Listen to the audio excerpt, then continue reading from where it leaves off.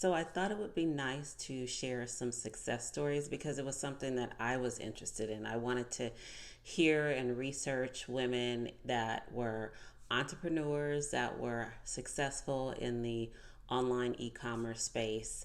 Oftentimes we just hear about the mega companies, but there's a lot of companies that I didn't know started from scratch. And some of these women say they started with nothing.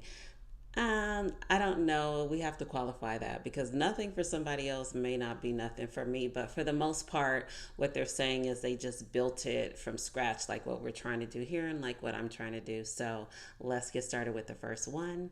Sophia Amoruso, she started Nasty Gal in 2006. She started on eBay with vintage clothing, and I'm going to read some of this. I'm not going to pretend like I have this all memorized because I don't. And I'll throw in some screenshots of each entrepreneur.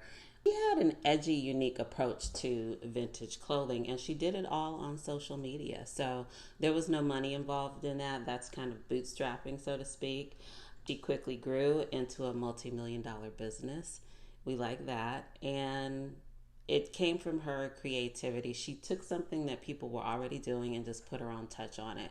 Now, this next entrepreneur is, I don't personally know her, but I do personally know someone that is her executive assistant. So this is kind of near and dear to my heart. Most of you do not know her, but she is April Showers, the founder of Afro Unicorn, and her story is amazing. She's the CEO and brand designer.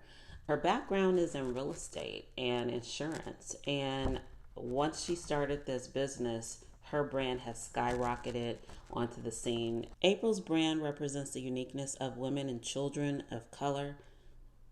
Next, we have Julie Wainwright. And I don't think there is a person in the world that hasn't heard of the Real Real. Even if you're not into luxury items, everybody knows the Real Real, and she started it after a few career setbacks, and she saw a niche where she decided, I'm going to do luxury consignment. And today, I believe the Real Real is the leader in authenticated luxury consignment. So much so, her company has gone public in 2019, I believe. So that's huge. Kudos to Julie. Fourth, we have Tracy Sun. She is the co-founder of Poshmark, and it took me a while to kind of get used to the concept of Poshmark because I thought, what? Like, who's reselling their stuff on an app or online? How do you guarantee the customer is going to get their money's worth? But it was a brilliant idea. They're the leader in the social marketplace of fashion, and she really built a strong community around that. So that's another example of how an idea of repurposing, so to speak, can turn into a great booming business. Before I get to the next entrepreneur, as always, I so appreciate your time. I would love it if you would subscribe and hit the bell notification. Just hit that subscribe button. It's free. And thank you in advance. Do you hear the bird? 5, we have Angie Hicks from Angie's List. She just started in 1995. It was a door-to-door model. I think it was kind of like, hey, you need a plumber, you need a handyman. I have a list of people that have been vetted. I think they're great. That was a fabulous idea. I think it's just called Angie. I don't even know if it's called Angie's List, but it's grown into so much more than just what she started as. I love stories about how something just started as one vision and it grew into something else. And it's just a reminder that we don't have to know what the end game is necessarily. We can have a goal, but just trust that our vision might be limiting us and there could be so much more we could do. So I love Angie's story. I think that for me, out of everyone that I researched, and Angie's to me felt the most like really bootstrap, starting from nothing, because, you know, going to door, I don't know about you, but I'm not cut out for going door to door. I'm not going to do it. And maybe that speaks to the kind of community that she was in, or, I don't know that would work in Manhattan. SHAN-LYN, I hope I said that correctly. She's the founder of Zola, one of the biggest wedding registries and planning sites. 7, Tiffany Masterson. Her clean skincare focus line is Drunk Elephant, and she's a major player.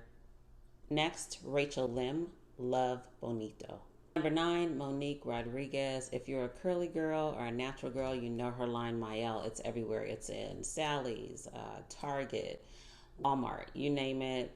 She is killing it in the natural hair care product community. She's done well for herself. She started in 2014. Next, we have 𝗕𝗂𝘀𝗁 from, is it Bespoke? Bespoke? I hope I didn't screw that up. It's a beauty brand. Actually, remember, we all know 𝗦𝘁 Cosmetics. I love 𝗦𝘁 Cosmetics. So she was a co-founder of 𝗦𝘁. That's how she got started. And then that launched into Bespoke Beauty Brands in 2019. She had a goal to include new beauty brands, and Tony's innovative approach and experience, it led her to the successful launch of several different beauty lines, demonstrating her ongoing impact on the industry. Last but not least is Meg Strachan of 𝗬𝗂𝗪𝗏. I don't know if you're familiar with her jewelry, but it's lab-grown jewelry. So it's an interesting take because it looks like non-lab-grown materials, but the benefit for the consumer is that it costs a lot less, and I'm assuming it might be more sustainable and we're not using up so many resources. She said she hand-packed all of her orders and shipped them herself. She grew to $1 million business, and the rest is history.